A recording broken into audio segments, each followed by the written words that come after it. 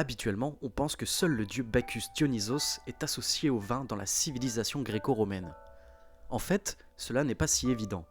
Durant les premiers temps de la Grèce antique, Dionysos pour les Grecs, Bacchus pour les Romains, était évidemment le dieu par excellence de la vigne et du vin, surtout quand on lit les sources grecques comme Homère ou Hésiode. Mais dans le monde latin ou romain, la situation est assez différente, car le vin est une substance qui obéit à une législation rigoureuse et religieuse complexe. Celle-ci remonte au règne de Numa Pompilius, le second roi légendaire de la Rome antique, après Romulus. Numa est le premier législateur de la cité, notamment en ce qui concerne la ou les religions à Rome. Le vin, chez les Romains, est sous le patronage de différentes divinités, 3 pour être précis, celui de Jupiter, celui de Vénus, et enfin celui de Liber Pater, qui est une divinité assimilable à Dionysos Bacchus. Cela pourrait en surprendre plus d'un, mais c'est finalement ce cher Jupiter qui est la divinité la plus importante en matière de vin, et non pas Dionysos Bacchus. En effet, Jupiter est le dieu suprême, le plus important dans la religion romaine.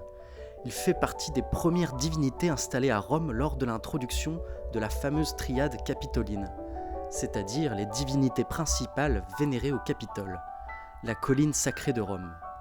D'ailleurs, l'épithète de ce dieu sur le Capitole est Jupiter Optimus Maximus, ce qui signifie Jupiter très bon, très grand, ou le plus bon et le plus grand. L'épithète, c'est une locution, un syntagme nominal que l'on attache à un dieu pour qualifier précisément son statut ou sa fonction. Jupiter, en tant que divinité suprême, est donc celui qui a un regard sur tous les aspects de la société romaine, y compris le vin. Jupiter possède aussi l'épithète Liber, qui a le sens de libertas, la liberté, dans le fait que Jupiter est le dieu libre de toute contrainte. Il est le dieu souverain par excellence. Ainsi, les Romains font 2 types de vins, l'un dédié à la religion, aux libations et à la liturgie sous le patronage de Jupiter. Ce vin jovien, c'est-à-dire celui de Jupiter, n'est pas destiné à la consommation humaine. Dans chaque processus de l'élaboration du vin sacré, Jupiter obtient un contrôle sacré pour garantir la pureté rituelle du produit fini. Il est destiné au terme de son élaboration organique pour retourner dans la terre dont il est issu. L'autre partie de la production du vin est qualifiée de profane.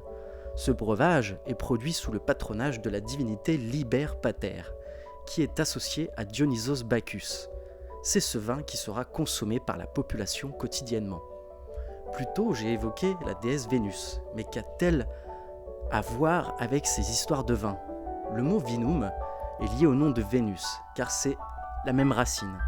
Vénus est avec Jupiter la divinité qui organise les vendanges, et cela s'organise d'un point de vue religieux dans le temple qui lui a été dédié sur le Capitole.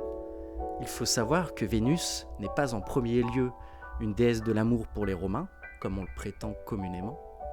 Vénus est une déesse du pouvoir contraignant, qui traduit le pouvoir irrésistible d'une décision et notamment la décision souveraine de Jupiter. Vénus est par nature associée à la fertilité et elle est donc la protectrice des jardins ainsi que des vignes. Ces fêtes religieuses s'appellent d'ailleurs les Vinalia et ont lieu à 2 moments dans l'année, autour du 23 avril pour les Vinalia Priora et autour du 19 août pour les Vinalia Rustica. Jupiter patronne donc le vin et surtout le vin pur, le vin associé à l'exercice des offices religieux pour les libations. Car comme le dit John Childe, expert des religions de la Rome antique, après 2-3 bouteilles de vin, c'est Jupiter qui a gagné, car on finit ivre-mort. Le vin est ainsi l'expression de la souveraineté de Jupiter. Et même si le vin profane n'est pas sous le patronage de Jupiter lors de sa production, il est l'expression de son pouvoir. L'ivresse est une soumission au pouvoir souverain du Dieu suprême.